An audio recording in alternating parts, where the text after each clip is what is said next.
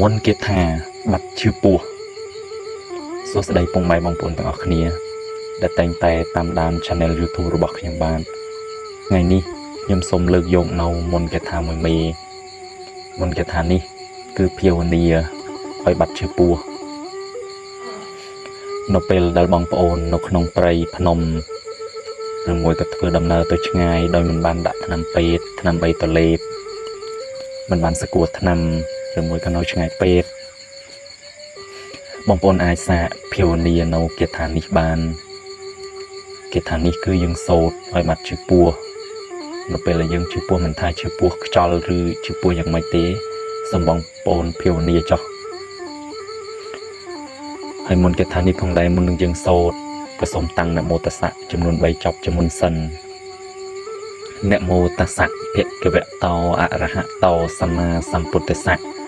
នមោតស្សៈភគវតោអរហតោសម្មាសម្ពុទ្ធស្សៈនមោតស្សៈភគវតោអរហតោសម្មាសម្ពុទ្ធស្សៈពេលដែលយើងតាំងនមោតស្សៈចំនួន3ចប់រួចហើយយើងសូត្រនៅមុនគាថានេះទាំងអស់គ្នា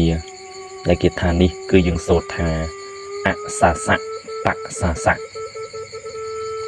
អសាសៈបសាសៈអសាសៈបសាសៈអសាសៈបសាសៈអសាសៈបសាសៈអសាសៈបសាសៈអសាសៈបសាសៈបងប្អូនភាវនាចំនួន7ចប់វាអាចជួយឲ្យយើងបាត់ឈឺពោះបើសិនជាបងប្អូនឈឺពោះខ្លាំងហើយអត់មានថ្នាំលេបណាអាចភាវនានៅគាថានេះបានដោយគាថានេះគឺខ្ញុំបានមកពីគ្រូរបស់ខ្ញុំដែរគាត់ប្រាប់នៅពេលដែលឈឺពោះក៏ឲ្យតន្តែងនៅគាថានេះចឹងវីដេអូរបស់ខ្ញុំក៏មានតែប៉ុណ្ណេះឯងបងប្អូនជាសំណូមពរចុងក្រោយសូមបងប្អូនជួយចុច like ជួយ Subscribe ដល់ Channel YouTube របស់ខ្ញុំបាទផងដើម្បីជាកម្លាំងចិត្តនឹងធ្វើវីដេអូបន្តទៀតចែកជូនដល់បងប្អូនសូមអរគុណ